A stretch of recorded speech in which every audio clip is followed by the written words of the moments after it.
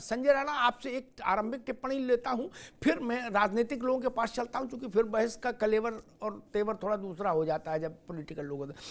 मेरा बुनियादी आज का प्रश्न ये कि जब 60 दिन के भीतर सरकार चुनना है, आपको इनका कपड़े का रंग नहीं पसंद, जिसका पसंद हो उसको बैठाओ, इनका चेहरा नहीं पसंद, जिसका पसंद हो उसको बैठाओ, कोई हाथ तो पकड़े नहीं।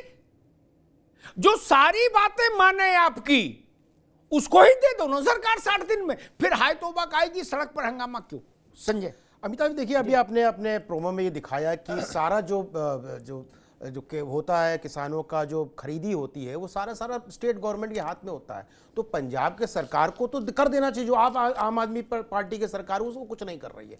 देखिए जहां तक बात होती है किसानों को, तो किसानों को भी समझने की जरूरत है। एमएसपी की बात कर रहे हैं, 1965 से एमएसपी लागू है, तकरीबन 22 से 23 जो क्रॉप है हमारी एमएसपी की, मैं छोटा सा आंकड़ा देता हूं, 40,000 लाख का जो तकरीबन ये क्रॉप हमारी होती है, उसमें से सिर्फ 10 लाख का जो होती है एमएसपी के अंतर्गत आता है, जो उसमें से 2.5 लाख का ही खरीदारी सरकार करती है। अगर पूरे की तुलना करें तो तकरीबन 6.65% होता है और 25% टोटल होता है। ये बताइए, आप बोल रहे हो कि जो भी हम उगाए वो भैया हमसे खरीद लो, उस हिसाब से 10 लाख करोड़ रुपए चाहिए, भैया पैसा कहां से आएगा? तो आपको सोचना पड़ेगा, नंबर 1। नंबर 2, अगर आप बोलते हो कि नहीं मेरा आंदोलन है, मेरी कहना मानिए, मेरी विचारों को सुनिए, भैया बताइए कि 10,000 रुपए 60 साल के ऊपर किसानों को पेंशन दे रही, जिसके लिए 6 लाख करोड़ रुपए चाहिए सालाना का, भैया कहां से आएगा पैसा और क्यों चाहिए आपको पेंशन? नंबर 2, मगनेरा के तहत आपको 700 रुपए चाहिए, भैया क्यों चाहिए? आप ये बताइए, आप जो 10 सूत्री कार्यक्रम लेके आए हो, 10 सूत्री कार्यक्रम में आपको राजनीति नहीं आ रही है, ये पूर्णतया से राजनीति प्रेरित है, पूर्णतया से राजनीति से प्रेरित है। भाई स्वामीनाथन आयोग की रिपोर्ट 2006 में आई थी, 2014 तक कांग्रेसी सो रहे थे, कोई आंदोलन नहीं कर रहा था। उस पर आंदोलन होना चाहिए ना अमिताभ जी, ठीक है, नहीं हो रहा है। ठीक है, समस्या ये है। आएंगे आपके पास। राजवीर जी, मैं तो बहुत फोकस्ड आदमी हूं, सार को गही रहे, थोता दे उड़ाए, किसने क्या कहा, टिकट क्या बोले, फलाने क्या बोले, छोड़ो, जाने दो। मूल बात, 60 दिन के भीतर, मान लीजिए कल सरकार कुछ मीटिंग और आगे 2-4 करने की घोषणा कर भी दे, तो भी 60 दिन लग जाएंगे। सर हथेली पे तो सरसों उगती नहीं, सरकार है, ठीक। उससे पहले अब कुल बहुत मानो तो 30 दिन, बहुत मानो तो 30 दिन में आचार संहिता लग जाएगी, सरकार के हाथ और पांव दोनों बंध जाएंगे, मुंह पे टेप लग जाएगा, हाथ पांव बंध जाएंगे, मुंह पे टेप लग जाएगा, ना एमएसपी बोल सकती है ना कुछ बोल सकती है, ठीक। और 60 दिन में नई सरकार चुननी है। जब गंगा किनारे आई गए तो अपने मन की सरकार चुन लो, जो एमएसपी जो मांगे हैं, मैं मांगों में भी नहीं जा रहा, इसीलिए मैंने वो 10 सूत्री मांगे भी नहीं पड़ी, मैं मांगों में क्या को जाऊं? वो राजवीर भाई जाने, जो उन मांगों पे हामी भरे, कौल भरे, उसको जिता के भेज दो दिल्ली। ये काहे को लफड़ा झपड़ा फैलाया कि यहां जाम वहां जाम, हाय हाय हो रही है पूरे, नहीं राजवीर भाई जी जी, धन्यवाद अग्निहोत्री जी, बहुत दिन बाद आज आपके साथ बैठने का मौका मिला। स्वागत। आप इस देश के बेबाक और निष्पक्ष पत्रकार हैं, ये बात कहने मुझे कोई गुरेज नहीं। 2 बातें कहना, एक तो आपकी बात पर कि आपने कहा कि 30 दिन की देर है, सरकार चुन लो। आदरणीय, 2014 में हमने चुनी, 2019 में हमने सरकार को चुना, 2 बार सरकार को चुन को देख लिया, वादा एक भी पूरा नहीं किया। 2014 में सरकार आने से पहले कहा था कि स्वामीनाथन आयोग की रिपोर्ट हम लागू करेंगे, आज तक लागू नहीं की पूरी तरीके से, घुमा फिरा करके जलेबी नहीं बनाई जाती। और जब सरकारें आखिरी के महीनों में ही काम करने को तुलती हैं, आखिरी के महीनों में ही सारी लोक लुभायन घोषणाएं लेकर के आती हैं, तो हम लोग क्यों ना आखिरी के महीनों में सरकार को पकड़े? सरकार 2 बार चुन चुके हैं, हम लोग सीना ठोक के कह रहे हैं कि 2 बार सरकार नहीं। राजवीर बाबू, मेरा निवेदन ये था, इनने काम नहीं किया आपके मुताबिक, बदल दो, जो अच्छा लगे उसको चुन दो, यहां लाठी डंडा नहीं करो, मैं ये निवेदन कर रहा हूं। बिल्कुल सही कह रहे हैं आप जी। मैं इसी के आगे कहना चाह रहा हूं जी, सरकार बदल दो, कौन आएगा? जैसे कि अभी हमारे संजय भाई कह रहे थे, संजय भाई की भी बात का जवाब देना चाहूंगा, आप केवल समय दे देना।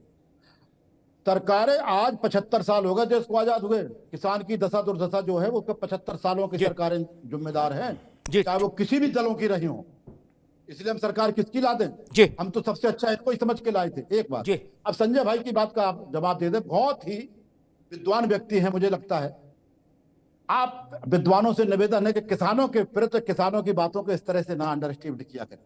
आप कह रहे हैं कि किसान ये कह रहा है कि हमारी सारी खरीद, आदरणीय, सरकार जितना खरीदती है उतना ही खरीदे, एक दाना ज्यादा ना खरीदे। एक मिनट सर जी, केवल दोबारा मैं आता हूं राजवीर बाबू, दोबारा मैं आता हूं, सबको बहस में ले आऊं फिर। जी 20 सेकंड, 20 जी सेकंड। जी जी जी जी। एमएसपी के अलावा जो मंडियों में लूटा जाता है, 1700-1800 1600 रुपए गेहूं, जी, उसके बाजार में आटे के दो भाव नहीं होते कि जी। 100 की खरीदा तो ठीक। इसका ये भाव, 1600 का ये जी भाव। जी राजवीर भाई, होते हैं। ठीक है, सर आते हैं दोबारा में। मैं अनिल दुबे जी के पास चलूंगा। Thank you sir. एक बात कहूं, मैं तो नब्ज देखता हूं, वहां से जान लेता हूं किडनी लिवर कैसा काम कर रहा है, हार्ट। पंजाब में अनिल दुबे जी, पंजाब में भगवंत मान आलू 100 रुपया किलो खरीदे, टमाटर 200 रुपया किलो खरीदे, कोई संसद, कोई राष्ट्रपति, कोई प्रधानमंत्री उनका हाथ पकड़ सकता है क्या? तमिलनाडु में एमके स्टालिन यही काम करें, कोई उनका हाथ पकड़ सकता है क्या? जहां जहां राहुल गांधी जी के इंडिया गठबंधन की सरकारें हैं, वहां तो स्वर्ग धरती पर उतरना चाहिए किसानों के लिए, नहीं दुबे जी? देखिए अमिताभ जी, चाहे वो तमिलनाडु हो, चाहे वो देश का कोई भी भाग, जो किसानों की मांगे हैं, किसानों को एमएसपी मिलना चाहिए। और हमारी किसानों से पूरी सहानुभूति है कि किसान की जो मांग है उस पर जो हमारी सरकार है उनको बुला करके बातचीत करें। और हमारी किसानों से भी अपील है कि वो वार्ता को बंद मत करें। किसानों के बीच और सरकार के बीच वार्ता होनी चाहिए। जो किसानों की जायज मांगे हैं, जो किसानों की एमएसपी की मांग है, जो वो उसको पूरा किया जाना चाहिए। क्योंकि सरकार ने अपने घोषणा पत्र में भी कहा था कि हम किसानों को एमएसपी दें, स्वामीनाथन आयोग की हम रिपोर्ट लागू करें।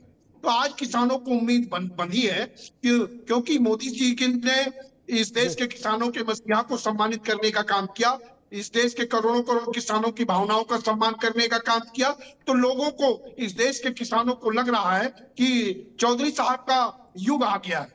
चौधरी साहब का जब युग आया है तो किसानों को के साथ न्याय होना चाहिए, किसानों की मांगे मानी जानी चाहिए। हम इस पक्ष के हैं कि किसानों के साथ किसी तरह का अनिल कोई जी, ठीक, अन्याय अभी ना रुकना होने होगा। पाए। ठीक और है, मैं उम्मीद भी करता हूं कि ठीक है, सरकार वार्ता ठीक को है राजी अनिल। है। अब तो मानने, मनाने, लाठी चलाने, पानी की बौछार करने और आंसू गैस छोड़ने का टाइम कहाँ है? मैं ये निवेदन करने आया था। अनिल जी ने भी अलग वो सुर छेड़ दिया। मैं निवेदन ये कर रहा हूं, आप ही मालिक हो, अपने अपने अंगूठे से सरकारी बदल दो, एमएसपी छोड़ो, एमएसपी गई किनारे।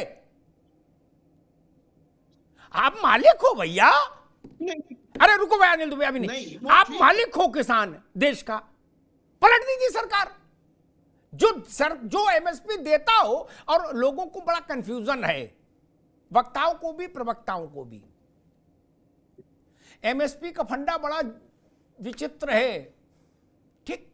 अंग्रेजी में एक शब्द है इल्यूजन, वैसा है, भ्रामक है। मेरी बात लिख लेना राजवीर भाई, मैं कड़वा बोलता, आप मुझे जानते हो, लिख लो बात, अनिल दुबे जी भी लिख लें, ठीक? स्वामीनाथन जी ने जो फार्मूला, संजय आप भी समझ लीजिए, जो फार्मूला अपनी रिपोर्ट में दिया है एमएसपी का, भारत की कोई सरकार उस फार्मूले को स्वीकार नहीं कर सकती। लिख लीजिए मेरी बात कड़वी लगेगी लेकिन लिख लीजिए। जयंत चौधरी को भी बना दे कृषि मंत्री, तब भी नहीं कर सकते। क्या? कुछ नहीं कर सकते। चरण सिंह की फोटो लगाना अलग चीज है भाई, एमएसपी देना अलग मसला है। किसी का युग आ जाए, एमएसपी संभव नहीं। लेकिन राहुल गांधी जी तो जब 72,000 रुपया की हर आदमी को साल में कैश देने को तैयार थे, फिर भी इस देश ने उनकी बात पर भरोसा नहीं किया।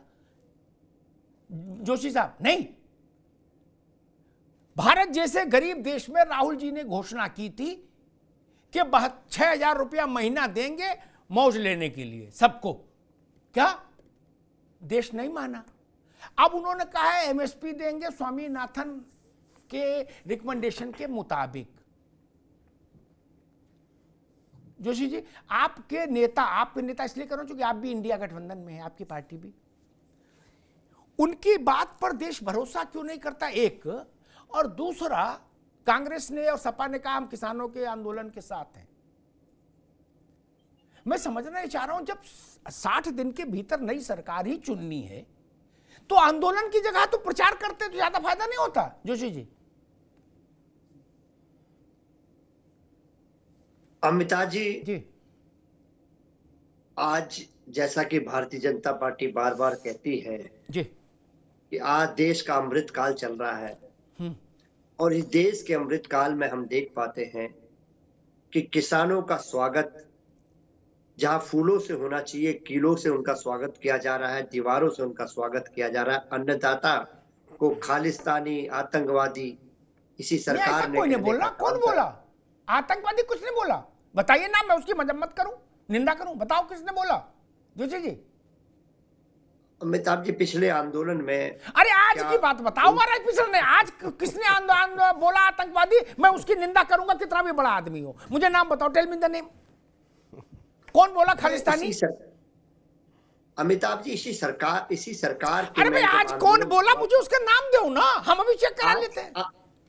क्या किसान आंदोलन, अमिताभ जी, वो दोनों अलग, आप अलग अलग कहोगे कि वो इस भारतीय जनता पार्टी की सरकार में वो आंदोलन नहीं हुआ? वो आप इससे देश अलग मानेगा कि वो अलग हुआ? देश ने सुना कि नहीं सुना? देश ने नहीं, सुना। मुझे लगा आज किसी ने बोला। आप पुरानी बात कर रहे हैं, उस पर हम चर्चा कर चुके। मुझे लगा आज किसी ने बोला हो तो फिर मैं निंदा करूं। जी चलिए, मैं विषय से भटक जाऊंगा अगर अमिताभ जी आप मुझे अपनी बात रखने का नियत की तरह मौका दें। जी। और रही बात, आज आपने कही थी कि 60 दिन के बाद तो चुनाव आ रहा है, क्यों नहीं किसान अपना वोट देकर उस सरकार को बदल दे और अपनी मनमाफिक सरकार ले आए। यही मौका तो भारतीय जनता पार्टी पे था जब आदरणीय प्रधानमंत्री जी पर भोले भाले किसानों ने विश्वास करने का काम करा। उन्होंने देश के किसानों से माफी मांगी 22 के चुनाव से पहले, और कहा था कि तीनों काले कानून वापस ले रहा हूं और इन पर चर्चा होगी। और 22 के बाद आज 24 में किसान मजबूर हो गया कि इस ठंड में वो निकलेगा और आंदोलन करने पर जो है विवश हो। ये ठंड तो अब कम हो गई, अब तो बसंत आ गया, कल बसंत है। हाँ जी। चलिए, मैं विषय जो बताना चाहता हूँ अमिताभ जी, चल ठंड नहीं, गर्मी आ गई आपके हिसाब से, मैं तो आप ही को बड़ा मान लेता हूं। नहीं, बसंत आ गया, गर्मी नहीं, अभी तो बसंत आया है। जी, मैं कह रहा हूँ ठंडी, गर्मी, बरसात सब झेलता है किसान, अपने फसलों में झेलता है, आंदोलन में झेलता है, इसी देश में झेलता है। जी, ये देश देखता है, उनके प्रति दर्द होना चाहिए। वो क्यों निकल रहा है? क्या मजबूरी है उसकी? ठीक है जोशी जी, अभी रुकना होगा। मैं संजय, ठीक, अब जोशी जी अब निवेदन करूंगा, रुकना होगा। मैं संजय जी के पास चलूं, उससे पहले एक व्यवहारिक बात कह दूं। मैं तो भाई ज्यादा लिखा पढ़ा नहीं, मैं तो किसान जैसा ही हूं, कुछ समझ लीजिए। मैंने जीवन ही देखा। समाजवादी पार्टी का आंगन जहां है, प्रथम परिवार का, संजय जी बड़ी अच्छी बात है, काम आएगी। वो आलू पट्टी है क्या? देश का सबसे ज्यादा आलू उसी पट्टी में पैदा होता है जहां सपा का आंगन है क्या? 50 साल अनिल दुबे जी भी उस जानते ही हैं इलाके को। 50 साल हो गए मुलायम सिंह जी के राजनीति करते हुए। 67 में पहली बार मंत्री बन गए थे मुलायम सिंह जी। अनिल दुबे जी गलत बोलूं तो टोक दीजिएगा, ठीक? उस आलू पट्टी में किसान के भले के लिए आलू के कारखाने बने नहीं। 35 साल से तो मैं ही सुन रहा हूं कि यहां बोदका बनने का कारखाना लगेगा, यहां फलान बनने का कारखाना लगेगा, कुछ नहीं हुआ। किसान की चिंता किसको कितनी है हम भी जानते हैं। इसीलिए मैं राजवीर जी की कौम से कहने आया हूं, इनके परपंच में मत पड़िए। चुनाव आ रहा है, अपने मन का नेता चुनिए ना। ये सब लोग काजू बादाम खाएंगे अपनी कोठियों में बैठकर। राजवीर बाबू, क्या आप सड़क पर लाठी खाओगे, बाद में मुकदमा झेलोगे, खेत बेच के कचहरी मुकदमा लड़ोगे? सच्चाई जान लो, ठीक? कोई नेता नहीं आएगा, और आया हो तो हमको इसको नाम बता दो कि हमारी तारीख में फला नेता आया था और एक गड्डी हमारी जेब में डाल गया था कि भैया ये 50,000 रखो और लड़ो मुकदमा। टेलीफोन नहीं उठाएंगे, चक्करों में न पड़ो भैया। लोकतंत्र